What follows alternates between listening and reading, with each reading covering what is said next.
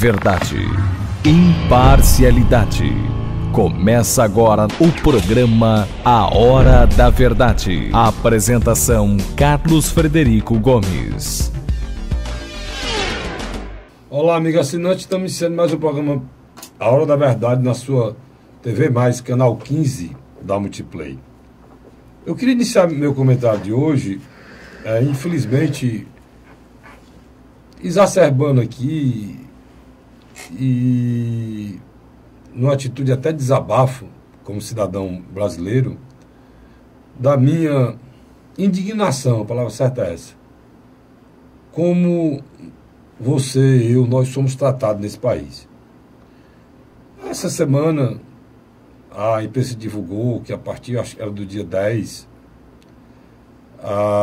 o motorista, o cidadão motorista brasileiro, teria que andar nas estradas com o farol baixo aceso. É uma medida certa, correta, já era para ter acontecido no Brasil há muito tempo. Em vários países do mundo isso já é o entendimento da cidadania, do motorista, do cidadão que usa o seu transporte particular ou coletivo, mas que aqui no Brasil nunca tinha sido levado a sério. Eu não sei se foi a atitude do CONTRAN ou se foi uma lei federal, porque muitas coisas o CONTRAN define sem precisar que seja votada uma lei. O que eu sei é que está valendo. A multa é R$ 85, a partir de novembro essa multa vai para R$ 70. E se você andar nas estradas desse país, tanto faz ser estaduais como federais, se você estiver com o farol apagado, você será multado. Até aí tudo bem. A lei ela tem um espírito claro, que é evitar mortes, evitar acidentes, evitar sequelas, evitar desgraça, evitar sofrimento. Mas como tudo nesse país, isso é só um mote, isso é só balão de ensaio. Na realidade, essa lei eu vi, ela até eu gravar esse programa, já tinha 15 mil multas aplicadas. Até eu iniciar esse programa, até o início dessa minha fala com você aqui. Esse tipo de atitude leva a gente a crer que nesse país nada é sério. Parece que o Estado ele tem que ser sempre inimigo da cidadania. O Estado, um Estado democrático de direito, um governo municipal, um governo estadual, um governo federal, ele existe pelo simples fato que você existe, que eu existo. Os governos foram pensados e colocados desde o início da organização social humana. Eles nasceram no sentido de organizar, de planejar, de melhorar a coletividade. Aqui no Brasil não. O governo existe para si mesmo. O governo existe por fato das pessoas que fazem parte nele se locupetarem, né? Se autoajudarem. O governo existe para ajudar os governantes, não os governados. Governo nenhum tem um tostão. Já disse isso aqui várias vezes, repetir. Esse 1 trilhão que nós já arrecadamos nesses 6 meses, esse 1 trilhão que ninguém sabe para onde vai, é seu, meu. Um palito de fósforo, e você comprou uma carro de fósforo, a gasolina você bota no seu carro, imposto de renda e desconto da sua fonte, o doce que você comprou, até mesmo a cesta básica, vem esse imposto. Aí você vê uma lei que eu acho correto. Às vezes que eu me lembrava, eu viajo muito, eu já ligava a luz do meu carro, porque eu sei que é importante. Se estiver nublado é importante, e se não estiver nublado, se for de dia, o sol a pino é importante. Porque um carro branco, um carro que as pessoas às vezes tá com sono, tá sonolento, e a luz acesa chama a atenção. Agora, nesse país, não. Nesse país, nessa semana, eu levantei um desafio, pedi para o meu ouvinte lá na Rádio Cidade, para que ele me ligasse e me dissesse se a pessoa foi multada dentro da cidade. Porque não é possível que um cidadão da PRE vá multar um carro aqui na Washington Soares. Porque o Washington Soares é uma avenida dentro da cidade. Não é possível que no caminho do aeroporto a pessoa seja multada dentro da cidade. Porque o sentido não é dentro da cidade. O sentido da luz é principalmente nas estradas em que um carro passa muito próximo do outro. Tá? E aí é um alerta de que o carro vem, passa muito próximo do outro. Esse é o sentido. Mas não. O que eu vi, infelizmente, foi os programas televisivos mostrando um cidadão, e é um cidadão, policial rodoviário federal, cidadão que ganha bem, passou no concurso, com um binóculo, procurando os carros que esqueceram de acender a luz e multando. Com um binóculo. Quer dizer, o que existe nesse país é uma indústria de multa. Ou seja, a lei é feita para lesar a cidadania. Ela não é feita para o bem-estar da cidadania. Essa vagabundagem tem que acabar. Esse tipo de coisa tem que acabar. Nós temos que buscar justiça. E o que eu estou falando aqui não era nem para me estar falando. Isso é óbvio. É tão óbvio que lá o governo de Pernambuco tomou uma decisão. Durante 40 dias não vai multar ninguém. Vai colocar placa nas estradas. Vai parar os carros e vai orientar. Pedagógico. Vai fazer, Luiz, o que deveria ter sido feito desde o início. Uma coisa nova. É um fato tão sério isso. Por exemplo, meu filho essa semana, eu tive que sair de casa à noite para tirar do prego, porque ele entrou no trabalho de manhã, deixou a luz acesa, passou o dia todo até de noite acesa. E a bateria riou. Por quê? Porque ele está andando de luz acesa. Porque pode passar, pode ir na Ponte Vieira, pegou a Washington Soares, vai ser multado. Porque aqui nesse país não existe cidadania, não existe respeito ao outro.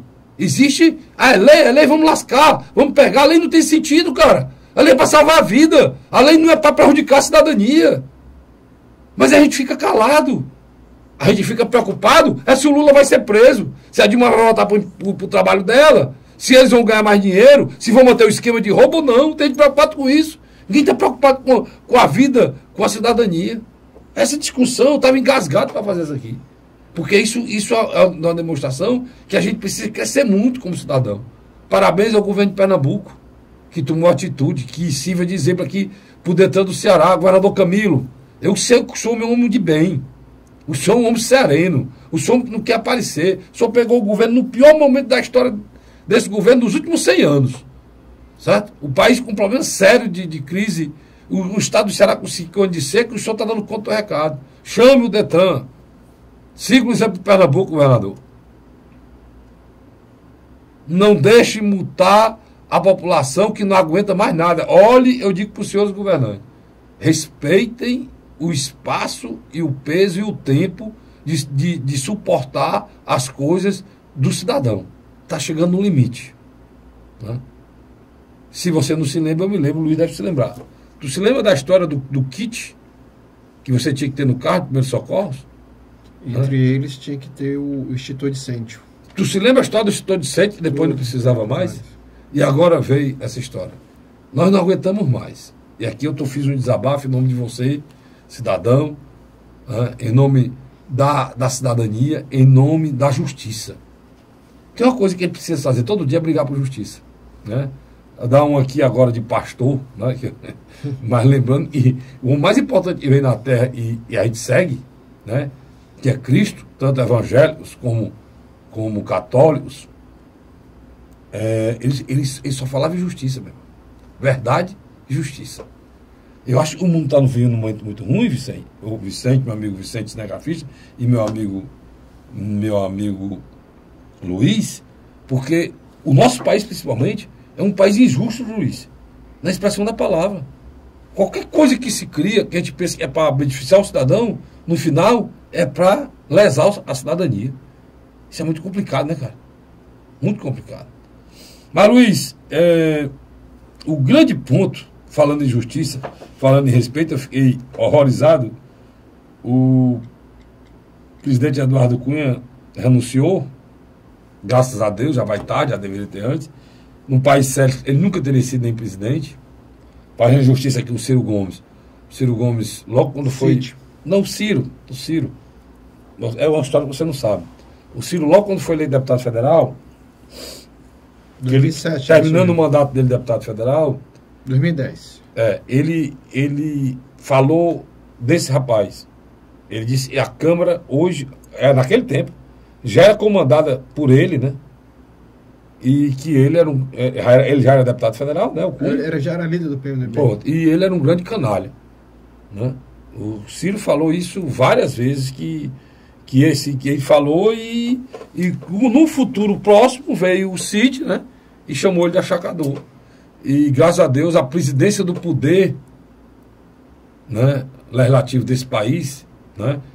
Quem representa o cidadão, né? Que é a Câmara, porque o Senado representa os estados, né? Dentro desse processo federativo do nosso país, em que nós temos duas câmaras, um representa a população, e são os 503 deputados, e o Senado, e representa os estados brasileiros.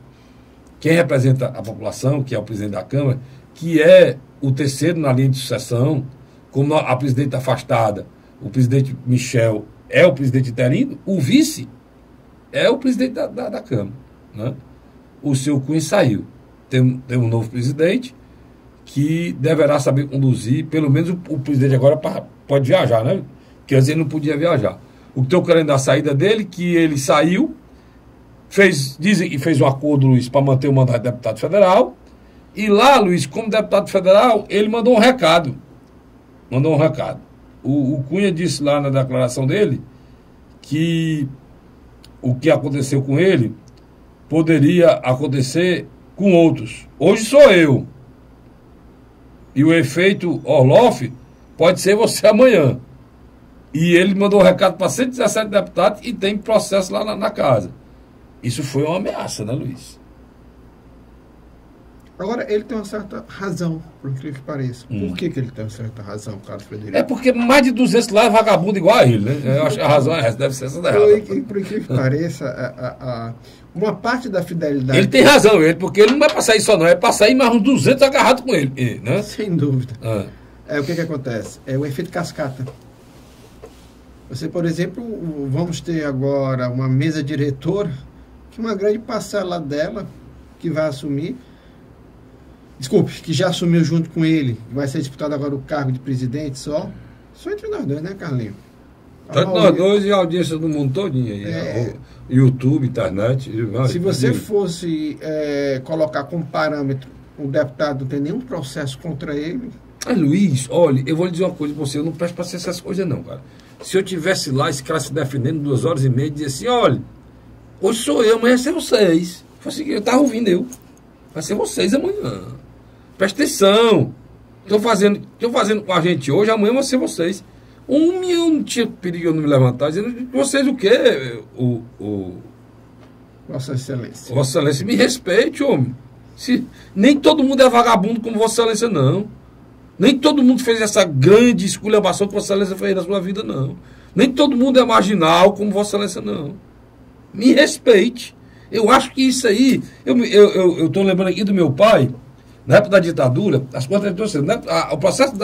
O processo que levou a ditadura no país começou uma coisa muito parecida com o que a gente vê hoje, né? Grandes escândalos de corrupção, né? A UDN era o partido e era contra a corrupção, e eles ensaiaram soluções, não teve, e aí tiveram que dar apoio a um golpe para tentar ajeitar o país ir para a normalidade, acabar e voltar para a democracia. Só que os militares enganaram, né? É tanto que Carlos Lacerda se juntou na época com os militares a favor do golpe, Carlos Frederico Werneck Lacerda, e o Carlos Lacerda depois rompeu. Quando viu que era H, que depois que eles pegaram o poder, não quiseram mais entregar. Eles iam só para ajeitar. E na época, o governo, os militares, eles tinham o sistema de informação, né, Luiz? E ele levantava a vida pregressa do político. E depois que levantavam, eles saíam caçando. Caçaram bem uns 4 aqui, insinuaram que a Assembleia era cheia de vagabundo. A Assembleia do Estado de Ceará.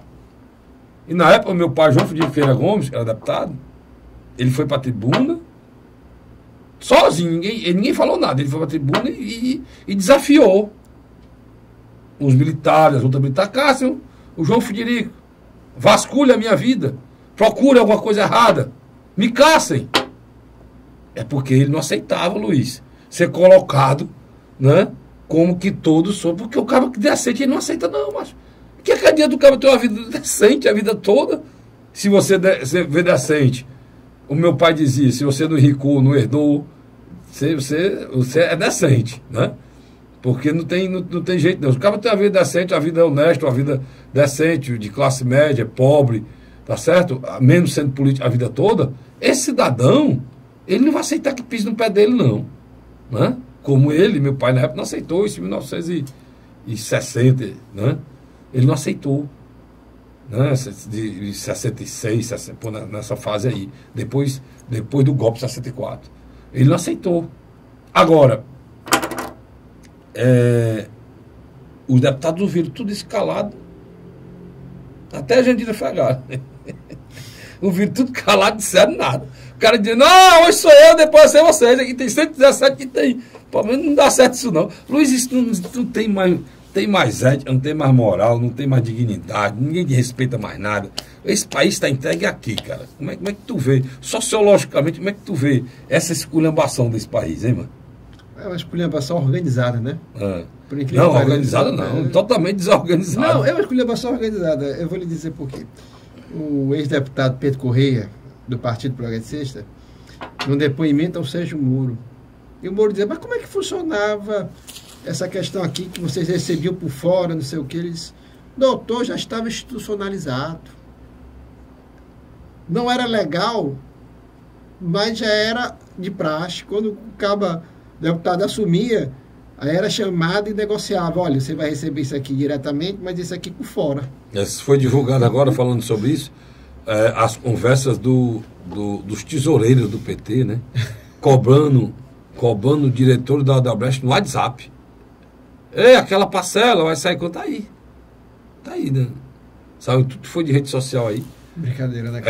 Os cara cobrando, e tudo metido, não, só cobrando, aquela parcela sai hoje, sai amanhã, aquela parcela, cobrando, mano.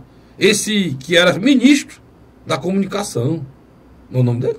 Edil Silva. Edil Silva. Saiu agora também, um dos delatores do Funaro, desse doleiro do Cunha, né? Dizendo, olha, eu vou delatar agora para me resolver o problema, tem que me dar logo 100 mil. Quer dizer, os caras agora estão negociando para a delação. Vira esculhambação, Luiz.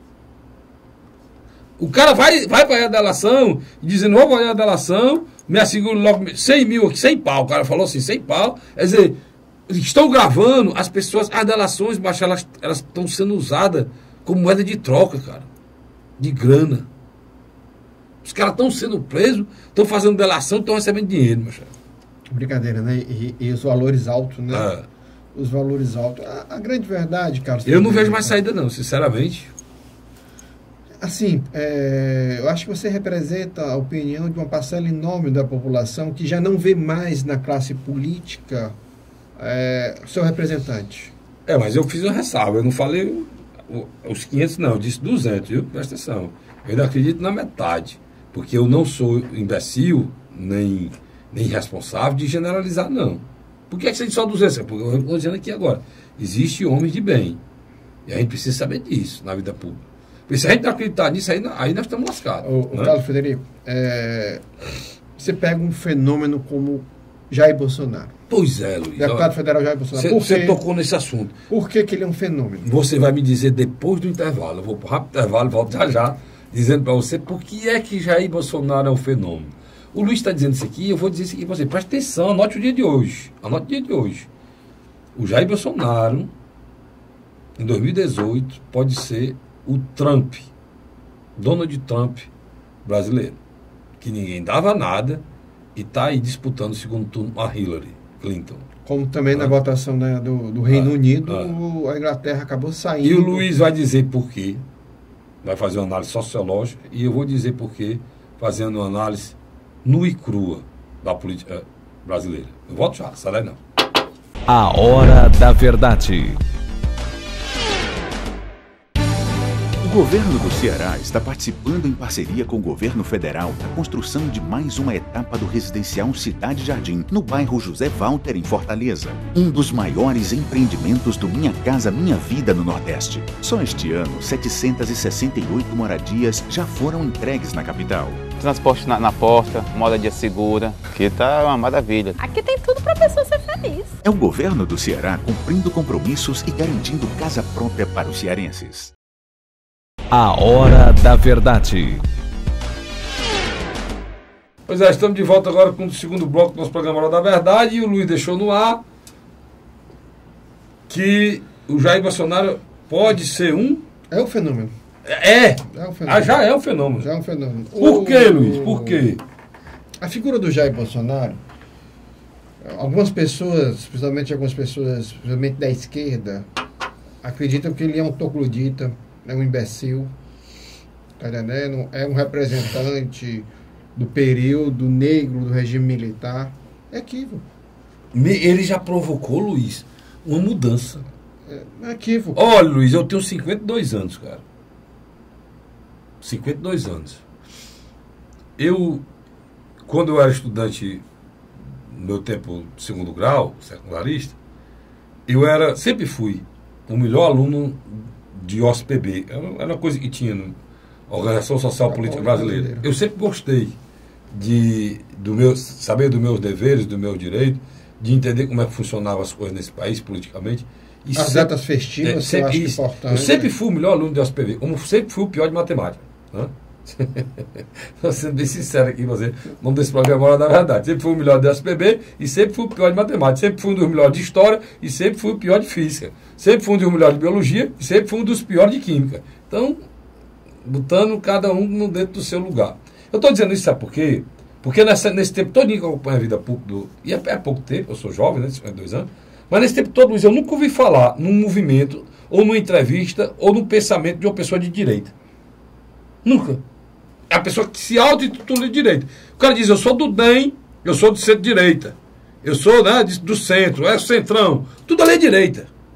Mas agora não. Agora, pela primeira vez na história desse país, eu vi um movimento com o nome direita. E o Bolsonaro veio. A nova direita cearense. A nova direita cearense. Eu vi entrevista de pessoas falando da direita. Isso me deixou feliz. Jovens. Me deixou feliz por quê? Porque eu não sou direita, não. Para me ser direita, eu tinha que representar quem emprega, o empresariado, ou se eu fosse banqueiro. Eu tenho essa visão na cabeça. Né? Quem é muito à direita, porque ou é banqueiro, ou é grande empresário. No meu caso, que sou um classe média, eu tenho que ser um cara de centro, né? Até centro-esquerda. Né?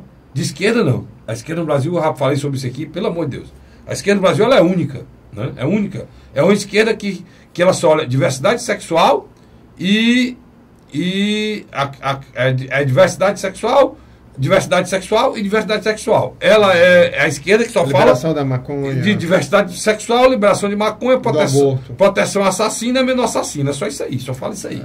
Ela perdeu, deixou de entender o que é essa esquerda. Né? Ela não combate o capital, como eu combato aqui todo dia. A esquerda só para isso. Aí, Luiz, eu vi esse movimento, e esse movimento é justamente, Luiz, em cima do que se falou. É o Bolsonaro responsável por isso nesse país? Vamos lá. O fenômeno Jair Bolsonaro, ele já vem acontecendo há algum tempo. Ele se localizou primeiro na cidade do Rio de Janeiro. Havia uma orfandade, principalmente de uma parcela dos cariocas que tinham simpatia por Carlos Lacerda. Você sabia que foi um grande orador, um político fluminense, grande orador mesmo. E um dos homens mais inteligentes que esse país já teve. E tinha bandeiras mesmo liberais. Liberais. O Jair Bolsonaro, mas não é dessa direita do... Não, mas é que tá. Mas o João Bolsonaro é interessante. Ele primeiro construiu um discurso em defesa do legado do regime militar. Coisa que o Lacerda não fez. Lógico que não. O Lacerda, depois que o regime militar virou autoritário e partiu para cima para tomar o poder e ficar no poder, o Lacerda se juntou com o Jango. Se lembra? Sem dúvida. Se lembra, não. Você Jango, Brizola. Não, um Jango e com... E com Juscelino. Também. Jango, Juscelino e Brizola. Pois é, naquela época, justamente para combater o regime militar. Por não ter cumprido a intenção dele, que era limpar o país para recomeçar. No primeiro momento, as famílias de militares, aqui você pode colocar do Exército, Aeronáutica e Marinha, e setores simpatizantes, votavam nele para deputado federal. Depois, o Jair Bolsonaro incorpora o discurso com mais segurança pública. Aí contraponto... Chamou a polícia. Um contraponto... As polícias do país como um todo, né? Um contraponto à visão de defesa do social. Por exemplo, às vezes as pessoas equivocadamente acham que os direitos humanos defendem os bandidos. É um debate mais profundo, né? Mas vamos lá. Mas isso é um equívoco, você achar que direitos humanos podem defender bandido, mas é um equívoco também que todas as comissões de direitos humanos que existem nesse país, todas elas têm que ser de esquerda. Parece que direitos humanos é uma coisa, pensamento de esquerda, e não tem nada a ver. Né? Aí, por serem de esquerda, elas só carregam os valores, né, do pensamento ideológico de esquerda. E a Comissão de Direitos Humanos, ela não devia ter co-partidária, Luiz. Ela deveria ser apartidária. As pessoas que fazem parte das comissões de direitos humanos deveriam ser pessoas que vissem o ser humano com a único sentido, né? A humanidade desse ser, mais nada. Ou seja, porque o questionamento é esse, Luiz. Qualquer coisa que aconteça com qualquer bandido e já por si já é oprimido, que vai preso, eles dão um apoio. Natural, porque o cara já foi preso, já está lá, está oprimido, ele deu apoio, tudo bem. Mas na hora que morre um policial, né, que morreu cumprindo o dever, que a família está enlutada, eles não fazem a mesma coisa. Né? Então, eles não fazem, por isso que existe essa máxima aí. Por erro deles. Se eles passarem de uma maneira natural a mostrar que isso está errado e ser solidário, né, com todo ser humano, sem questões e querelas ideológicas, isso muda. Então, o Jair Bolsonaro viu esse vácuo político grande. Quer dizer, ele acreditava que era necessário um endurecimento ao combate à marginalização. Ele aproveitou também, Luiz, quando ele foi para o PSC agora, ele agora está no PSC, né? Ele era do Partido Progressista, já está no PSC. Aí o PSC, ele incorpora o discurso da família. Sem dúvida. Que era o nome daquele pastor que... Pastor Everaldo. E foi criado presidente. O que o pastor Everaldo fazia? Ele incorporava o discurso da família. A família que foi tão agredida pela esquerda sem nenhuma necessidade. Porque muitos membros da esquerda são familiares e têm famílias e preservam a família deles. Eles fazem o discurso de contra a família tradicional para angariar votos dos movimentos LGBT, mas dentro de casa ele é conservador ao extremo. Eu conheço muitos aí. O que acontece? Esse discurso nunca foi absorvido pelo PSDB, pelos democratas, Partido Progressista, PSD, os partidos de centro-direita, como você colocou bem, ou de direita mesmo, nunca absorveram esse discurso. Tem um partido de direita só? Um de direita? É o PSC hoje? Não. Ele se classifica de direita? Não. Eu acho que é. O Bolsonaro está lá. Não. E o movimento, como era o nome do movimento aqui? Eu acho que o Bolsonaro é maior do que o Partido Social Cristão. Onde eu quero chegar? O Bolsonaro começou a fazer um papel de peregrino desse discurso. Começou a ir nos locais... Porque é que todo mundo que já foi da esquerda vai para a direita. Um abraço para o meu amigo, meu grande amigo, assim, telespectador desse programa, o Barros Alves. Era de esquerda, hoje é de direita. O Luiz nasceu no movimento de esquerda, está indo para a direita. Ó. O ídolo dele é o Bolsonaro. Aí, eu prefiro eu nunca fui lá da esquerda, mas sou no centro aqui. Ó. O Luiz já está... Agora, o Luiz parece que vai... Você está censurando o Bolsonaro aqui no Ceará, não? Sou amigo dele. Você esteve lá, não? Me dou bem com ele. Mas você esteve lá no me dou bem com você esteve no hotel? Não tive no hotel, mas me dou muito bem. O nome do hotel era no... Agora me fugiu. Não faz propaganda do hotel, não. O hotel onde o Bolsonaro esteve aqui. Vamos. Então, o que acontece? O Jair Bolsonaro, ele começou a fazer esse processo de visitas. A partir de 2013, quando os movimentos começaram a tomar as ruas, ainda era uma coisa um pouco assim tímida. Somente os movimentos mais conservadores à direita. O que está acontecendo de 2015 para cá? Esses movimentos não só cresceram, se organizaram na internet. São movimentos bem organizados. Você tem uma ideia, aqui no Ceará, tanto o movimento de direita do Ceará e de Fortaleza, eles se reúnem todo final de semana, com vários grupos. Como a esquerda sempre fez, a direita nunca fez. Exatamente, eles se reúnem. E o Bolsonaro começou a se tornar uma espécie de popstar. Se você abrir o YouTube, aonde o Bolsonaro chega, qualquer capital ou grande cidade acima de 200 mil habitantes, tem uma multidão que vai recebê-lo. Fortaleza foi uma multidão. Impressionante. Tanto quando ele vai... Mas qual é o discurso, Luiz? É o discurso de uma sociedade indignada. Sem que ele absorveu. Qual é o discurso? É o respeito à vítima, que é morta e só se defende bandido. Hoje eu vi um deputado, vou citar não, que eu não quero problema. não vai ter problema para mim. Eu tenho vários anos, só na Rádio Cidade eu tenho quase 10 anos de programa lá. Não tem um processo, Luiz, nunca ofendi ninguém e não quero ofender mais ninguém, mas, meu irmão, você falar em aniversário do ECA, o que é que tem para comemorar do Estatuto da Criança e Adolescente? É porque, na realidade, o problema não é... Qual foi o bem que ele trouxe à criança e adolescente desse país? O problema não o que melhorou com a criação desse estatuto? Vocês que defenderam esse estatuto deveriam dizer hoje que ele foi um grande fracasso, um grande equívoco. Porque se as políticas públicas, Luiz, de apoio à criança e adolescente não estão funcionando, e ele é um estatuto, ele tem um poder de pressão, porque ele não é uma lei qualquer, ele é um estatuto da criança e do adolescente. Se não funciona, é porque foi mal feito, mal elaborado, colocado coisa demais que o Estado não tinha como fazer, não foi colocado os recursos necessários para que ele funcionasse. Quer dizer, ele foi mal feito. Ele é um grande Frankenstein, que não serviu de nada. Não, ele é perfeito, é lindo, é bonito, é maravilhoso. Eu concordo com tudo. Se funcionasse, Luiz. Para um país de primeiro mundo. Para um país de primeiro mundo. Ele é o SUS. O SUS, Sistema Único de Saúde do papel, é copiado no mundo todo. Procure qualquer rede de saúde de qualquer país, é melhor que essa porcaria aqui. Mas o papel do SUS é um espetáculo. Não funciona, cara. Mesma coisa o cara comemorar o ECA em quê? Em que você vai dizer que esse... Me mostre um fato concreto que o Estatuto da Criança fez pela criança e adolescente desse país. Eu quero um. As crianças desse país são estupradas. As crianças desse país são abusadas. As crianças desse país fazem trabalho escravo. As crianças desse país... Ah, eu me esqueci. Tem uma coisa que o ECA fez, Luiz. Ele passou açúcar na criança, no adolescente, para que ela fosse recrutada pelo tráfico, quando tornou a criança e o adolescente inimputável. Ou seja, essas crianças, nada pode ser imputado a ela. Nada. Porque até 18 anos, ela faz o que ela quer. Ela mata, ela rouba, ela estupra, e ela tem que, o mais rápido possível, ser solta. Não quer dizer só isso não. Leia o estatuto, você vai ver.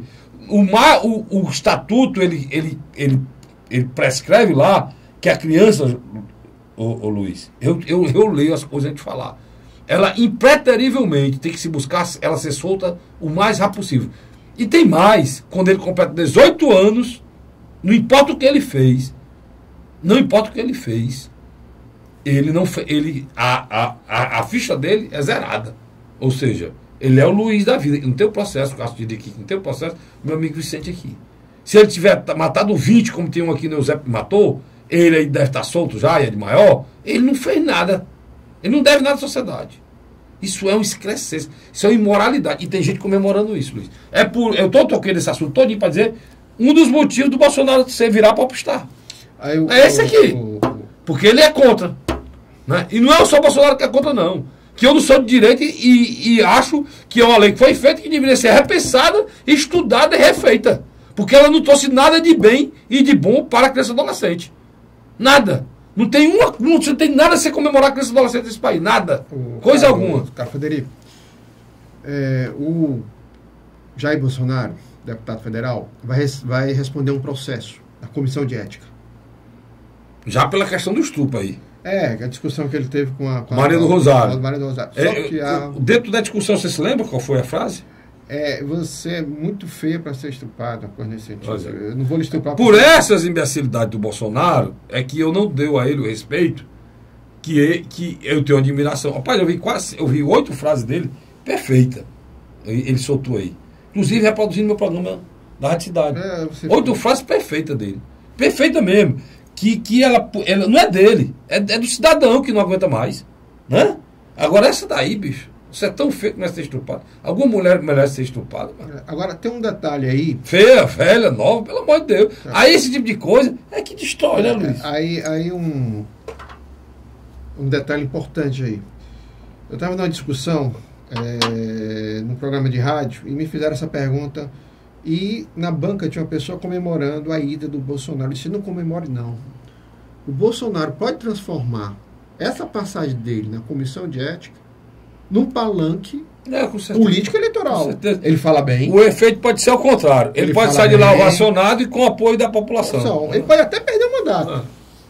Não, se ele perder o mandato, Luiz, É lucro para ele. é lucro para ele, porque ele está atrás do mandato agora de presidente. Ele é deputado e tem um filho de deputado federal. Tem um outro filho estadual e outro vereador. Quer dizer, ele, meu irmãozinho, se perder, olha, é a mesma coisa de você botar fermento no bolo, né? É fermento no bolo. Sem dúvida. No bolo da eleição dele para presidente.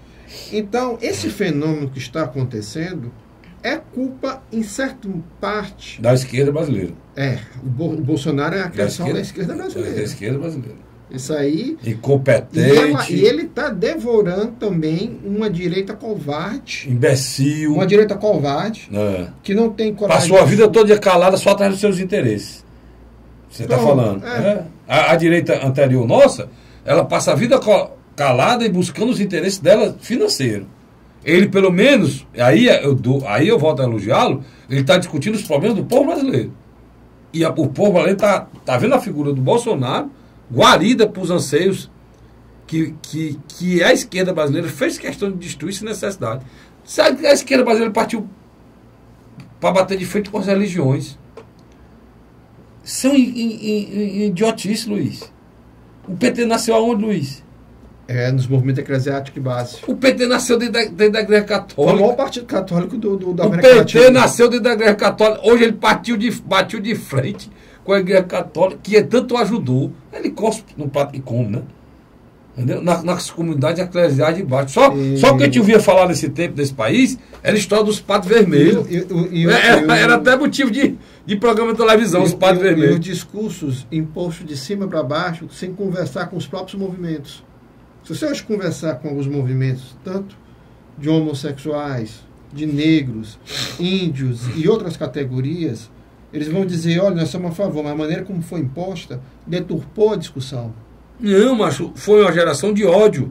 Exatamente. Em vez desses grupos oprimidos, de LGBT, e tem um negócio, aumentou um negócio aí, botaram outra coisa, eu não sei.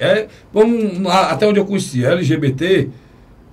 E LGBT, a questão do negro, que é a história... A questão da cota da universidade. A questão tudo isso, cara, poderia ter sido colocado de uma maneira sem nenhum problema. Que foi que fizeram? Tentaram impor isso à sociedade. Eu estou atrás do meu direito, negando o direito do outro e criticando e passando por cima do direito do outro. E o pior de tudo, afrontando, né? Você vê uma criatura, eu já disse aqui, uma criatura que é líder do movimento da juventude brasileira. É a líder. Ela foi para uma CPI e discutia você falou a questão da morte. Um mês atrás você falou. A questão da morte do jovem pobre nas periferias, que é uma coisa muito séria mesmo. Um pobre negro. Isso precisa ser combatido de uma forma muito firme. O massacre de Messejana fazia um ano, Frederico. Ninguém foi preso. Não deu em nada. Ninguém foi preso. Aí essa criatura, ela sabe, como ela diz, ela, em vez de partir para cima do governo Temer, ser um governo que não está se aproximando dos movimentos sociais, o governo está afastado, um governo feito de corrupto, de pessoas que já era do governo anterior, e ele manteve. Não, ela disse, esse governo feito de homens brancos e velhos. Ela discriminou. Ela fez 3. Olha para você ver, olha. Ela querendo defender o jovem negro discurso do ódio, e pobre. Aí o que é que ela faz? Ela ataca o outro como se o cidadão for ser branco, ser homem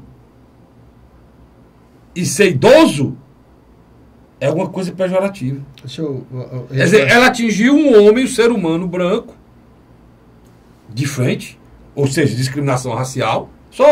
Só contextualizar aqui, Luiz. Ela atingiu o ser humano, homem. Ela atingiu o homem. E para ela não presta. Foi homem, não presta. Pronto, primeiro. Segundo, ela achava que queria dizer homem hétero. Mas ela não completou. Mas o homem, pronto. O homem. Esse ela atingiu o ser humano, o homem. Ela atingiu a cor desse ser humano. que era branco, por isso não prestava. E ela foi no pior. Ela atingiu a idade do ser humano. Ou seja... O discurso do ódio. O discurso do ódio. A idade, cara, tem o estatuto do idoso, de respeito ao idoso. Quer dizer que se ela tiver... Se essa menina, que representa a juventude brasileira, hoje, que anda recebendo dinheiro do governo federal para cima e para baixo, através da Uni e tudo aí, se ela se encontrar com um pobre do velhinho branco, um homem branco velho, eu tenho medo que ela quer fazer com o pobre desse velhinho branco, né? E homem. Eu tenho medo. Foi o que ela, de forma pejorativa, disse que o governo do Temer não prestava porque era feito de homens brancos velhos. Pronto. Só para encerrar o segundo bloco, o presidente falecido da África do Sul, Nelson Mandela, quando assumiu a presidência, ele pediu que a burocracia, que era mais de 80% só de brancos, permanecesse. Porque ele sabia que da noite para o dia não podia se criar uma burocracia. E está lá, a África do Sul ainda hoje, uma parte da burocracia... Melhorou muito. Olha, o exemplo do Luiz, você é perfeito. Olha, se você é da esquerda, cara, pega e puxa um Mandela. Puxa um Mandela como mantra da ação de vocês. Puxa o Mandela. Como foi que o Mandela destruiu... O apartheid por dentro. Como foi que o Mandela fez? O Mandela pegou um time de futebol, mano, o Invictus, americano, e usou, sabe, o time que era o símbolo dos brancos. Ele usou como um instrumento para unir a nação. Aqui é justamente o contrário. Agora, um homem e ficou 30 anos na cadeia, de forma injusta. Aquele é um homem. Se vocês quiserem, exemplo, o meu vocês têm, né? Aí o cara vai comparar o Lula com o Mandela.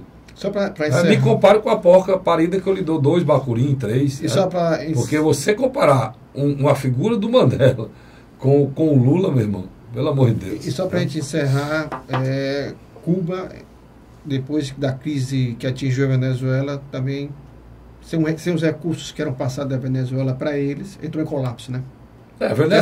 Que era outro modelo. A Venezuela, pelo amor de Deus, né, Luiz? A Venezuela agora, o Hugo Chávez, numa decisão, interditou uma empresa de papel higiênico. Nicolás Maduro.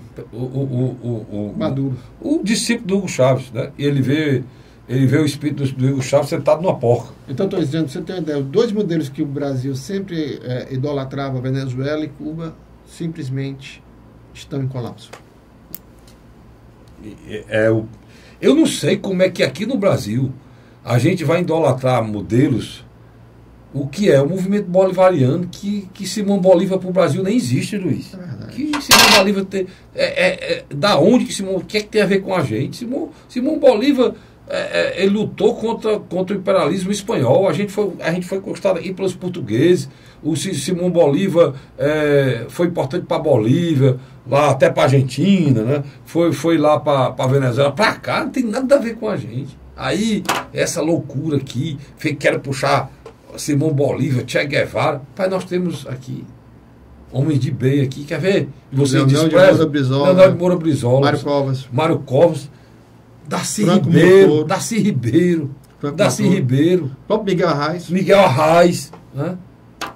Eu estou falando nome de esquerda, Darcy Ribeiro, Miguel Arraes, que vocês desprezaram. O Lula, enquanto não destruiu o Brizola, não sossegou, né? Quem primeiro identificou quem era o Lula foi Leonel Brizola. Leonel de Moura Brizola, é verdade. Eu vou faturar e volto já. É o instante só, sai daí não. A Hora da Verdade. O governo do Ceará está participando em parceria com o governo federal da construção de mais uma etapa do residencial Cidade Jardim, no bairro José Walter, em Fortaleza. Um dos maiores empreendimentos do Minha Casa Minha Vida no Nordeste. Só este ano, 768 moradias já foram entregues na capital. Transporte na porta, moradia segura, que tá uma maravilha. Aqui tem tudo pra pessoa ser feliz. É o governo do Ceará cumprindo compromissos e garantindo casa própria para os cearenses. A Hora da Verdade. Estamos de volta agora com o terceiro e último bloco do nosso programa Hora da Verdade. Já indo aqui para a questão local, eleição. Eleição é com o programa Hora da Verdade, viu? A gente não discutir aqui a fundo as eleições municipais. Ô Luiz, teve algumas novidades aí no cenário das eleições desse ano. O Heitor fechou com a rede mesmo? Fechou. Já tá Quem fechado. é o vice da rede? É Dimas Oliveira, atual presidente estadual. Muito prazer. É o Dimas Oliveira. Advogado. É advogado, candidato do Heitor Ferri a vice. Da direção nacional da rede. Pronto. PSB e rede, prefeito Heitor, vice Dimas. São os pré-candidatos dessa coligação. Né? Carlinhos, em termos de tempo de televisão e militância, não vai ser. Não aumenta nada. Não aumenta muita coisa, não. Porra nenhuma. O que eu acredito que vai acontecer aí é que o Heitor vá para um discurso mais da defesa da ética e da moral. O Heitor, na minha avaliação, ele era no mínimo hoje para ter 2 ou 3 partidos de porte médio e grande com ele. Não conseguiu. Não conseguiu. E isso para mim... Motivo? A dificuldade dele... Incompetência? Incompetência não. Na negociação? Não, eu acho que ele fez uma escolha de ir por essa vereda, sabe? O que eu acho é o seguinte, dar minha opinião aqui, pessoal. O Heitor, ele é aquele candidato que nega a política tradicional. E eu acho que ele tem que se basear nisso. Viu, meu querido amigo Heitor Ferri?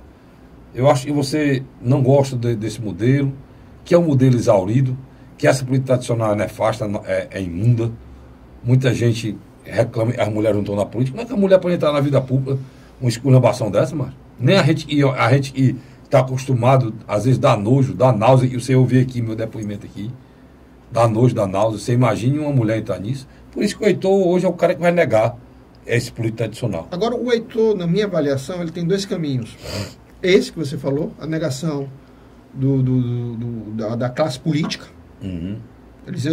Eu faço parte da classe política, mas quero fazer uma política diferente. Isso. E o segundo ponto que eu acho, que ele tem que ir para cima para pegar uma parte dos 150 mil votos que o deputado estadual do PSOL, Renato Rosendo, teve na última eleição, e ele não será candidato. O Renato não é candidato. Pois é, já que você tacou no Heitor, vamos para o PSOL.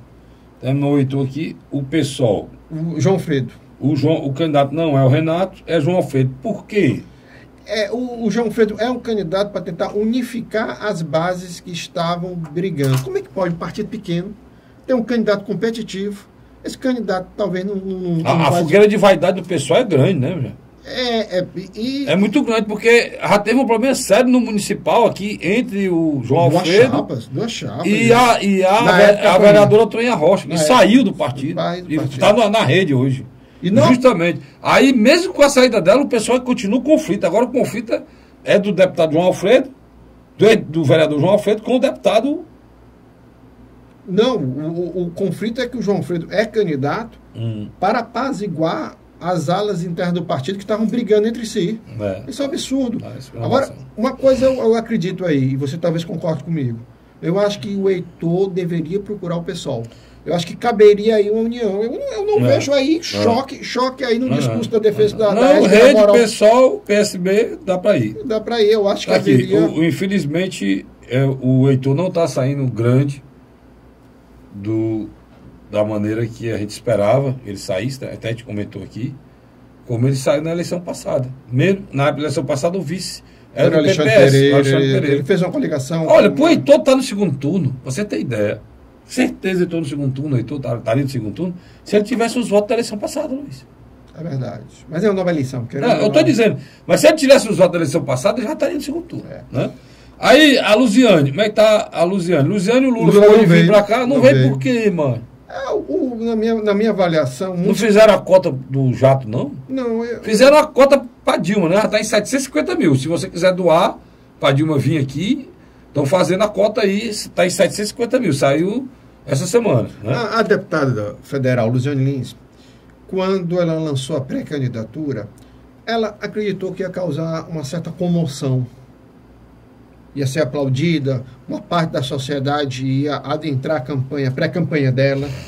Ela ia atrair uns 3 ou 4 partidos pequenos. Sabe o que aconteceu? Ela está isolada do PT.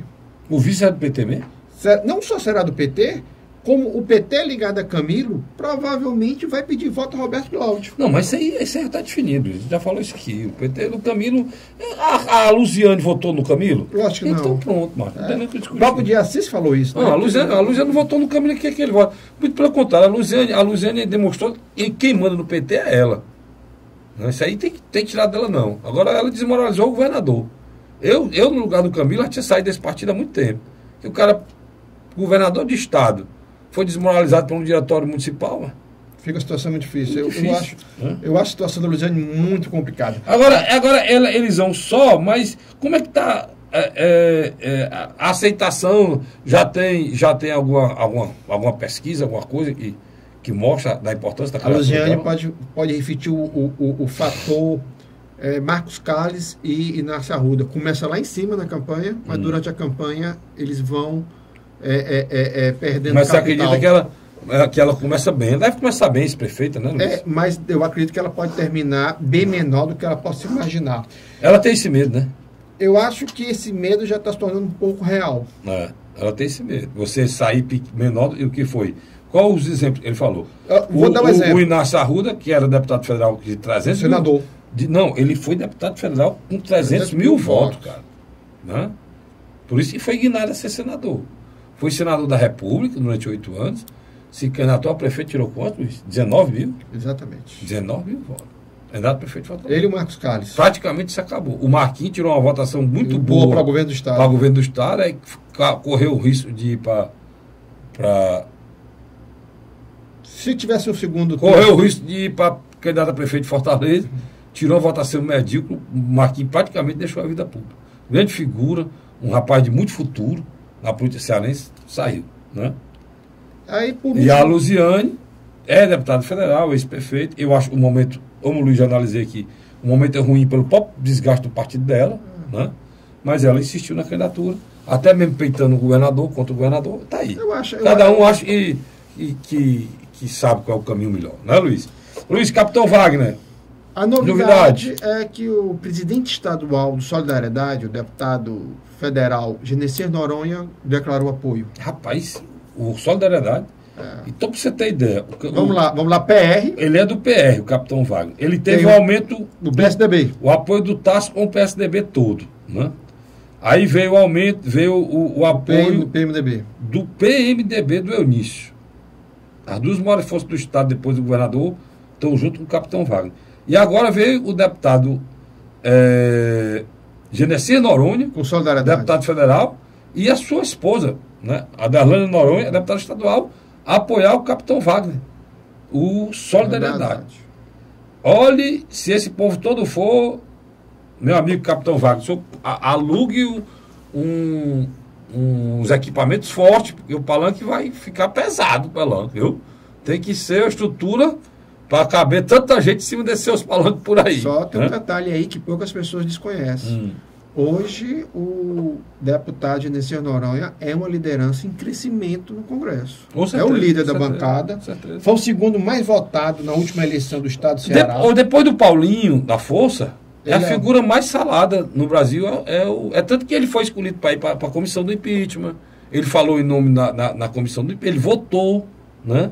Ele fez discurso em nome do Solidariedade na comissão. Mesmo sendo suplente. Para você ter ideia. O único titular outra novidade que tem aqui é que o vice do Capitão Wagner vai ser indicado pelo PMDB.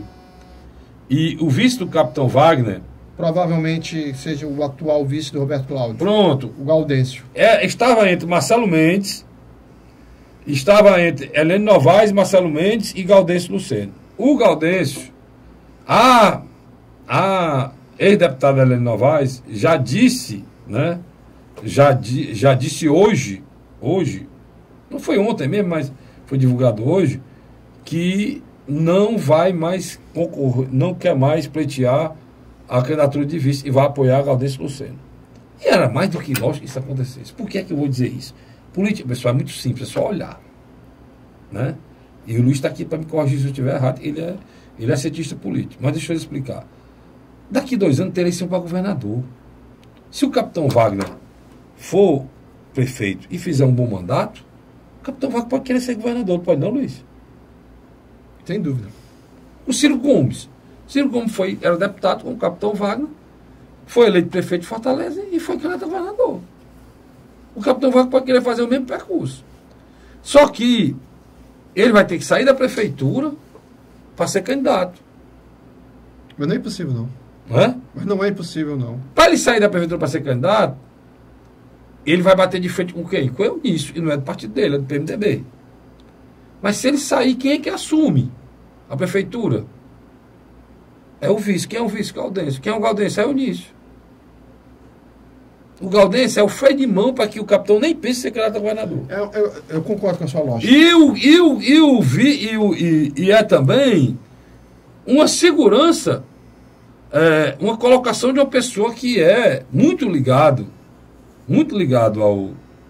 ao Eunício, que eu acho que é a pessoa, como se fosse até uma pessoa mesmo da família próxima, o Gaudêncio. Sem dúvida, sem dúvida. Então, é a cara do Eunício lá na prefeitura. Já é vice-prefeito, vai permanecer no cargo se o capitão for eleito. Né? Ele é vice-prefeito do Roberto Cláudio. Né? Aí você tem o Tim Gomes, o deputado estadual Tim Gomes, que está já praticamente fechado com a indicação do seu vice. Talvez seja... Do próprio PMN, né? Exatamente. Pode ser que seja, estou falando, e pode ser a esposa do ex-deputado Vanderlei Pedrosa. Exatamente. Mãe do deputado Bruno Pedrosa. Mãe do deputado Bruno. E um detalhe, que é do PMN, né? A discussão junto ao PSD de Elie Aguiar está muito próximo de ter um desfecho. Também, né? E ele também pode atrair o PSL, Partido Social Liberal. Quer dizer, ele, querendo ou não, ele pode iniciar na campanha com 5 partidos na sua base. Ele vai participar dos debates, você sabe disso, né? Uhum. Ele vai participar dos debates, ele já tem número, os partidos coligados dele têm número suficiente de deputados federados, né? Número suficiente para participar de qualquer debate. Por último, agora, o debate principal. Quem será o vice de Roberto Cláudio? Aí tem muita gente, né? Tem o Salmito, presidente da Câmara, que é sempre, se deixar para pura, que é sempre falado, e eu acho que é um nome muito bom, conhecido, mas tem um problema do desgaste da Câmara. Ainda tem outra coisa aqui também do Salmito, que é do partido, né? Ficar a chapa pura, né? O ideal seria agregar os outros partidos, e são muitos que estão... São quantos, hein, Luiz? Não são vários, né? São vários, eu acho. São vários, não dá nem para gente se lembrar aqui.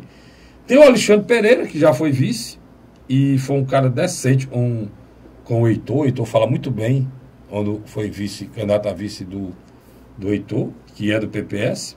Tem o Moroni, que é o sonho de consumo do Roberto, é que seja o Moroni, porque ele, se eu estiver errado, eu estou analisando aqui, Luiz, você me diga. Ele coloca a questão da segurança pública, que está guinando o capitão Wagner, toda essa força do capitão Wagner é por causa da segurança pública. Né? A grande angústia do povo de Fortaleza, que é a cidade mais violenta do país. Né? E a outra pessoa que pode ser atendendo empresariado é a Nicole. Que é do PSC. Que é do PSC, do partido do Bolsonaro. É isso, não é mesmo isso? São esses nomes, eu acredito que estejam... Mas me diga aí o que é que você acha. Eu acho que o estilo dos Ferreira Gomes, principalmente do Ciro e do Cid, vou escolher na última hora o nome. No apagar das luzes. Né? Quem sabe pode vir um petista aí, né? No apagar das luzes. Também é a eleição que tá muito disputada. Sobral. É Sobral. Sobral, lá tem a candidatura do deputado federal Moza Rodrigues. Junto com a candidatura do professor Guimarães, do PSDB. Tem a candidatura do Moza pelo PMDB, né? Pelo PMDB. Pelo PSDB tem a candidatura do professor Guimarães. Do Guimarães. Que quase ganhava a última eleição. E tem a candidatura do PDT, né? Do partido lá do Ferreira Gomes, que... Dizem que é o Ivo Gomes. Dizem que é o Ivo, mas começaram ao Zuzum que para não ter assim, nenhuma mínima possibilidade de perda, o candidato seria o próprio Cid, que Sobral seria imbatível. O Carlos, seria imbatível. Na minha avaliação, bem rápido, que já está terminando, o candidato é Cid Gomes. Você acha que é o Cid? Eu acho que é o Cid. Eu acho que é o candidato. Porque você não pode pensar em querer nada no futuro se você não tiver a sua cozinha. Ou seja, no seu município você vai perder, que você pode querer ganhar outra coisa. Que agora não tem arriscar perder para quê? Se pode ser o Ivo ou ele, tanto faz. Agora, Guimarães me disse textualmente, numa conversa que eu tive com ele, que jamais, porque a oposição quer fazer a união aqui. Só lhe fazer. Mas o Guimarães disse que não tem problema nenhum fazer a união com o Moza. Agora só ele na cabeça, ele na vista, ele não vai não. Só chamando a atenção do telespectador, quando você chama Guimarães, é o professor Guimarães de Sobral. É o Guimarães. É porque muitas vezes as pessoas confundem. Guimarães de Sobral. Não, deputado. Com Guimarães, deputado federal. Não, mas professor. esse aí tá com problema aí para responder aí, negócio aí. Estão citando o nome dele. Aqui o Guimarães é deputado estadual, suplente deputado estadual. Pessoa muito boa. Da Receita Federal, um homem de bem. Me tire só uma dúvida, você que esteve conversando com ele. O problema aí é que nenhum dos dois quer abrir a cabeça de chapa. O problema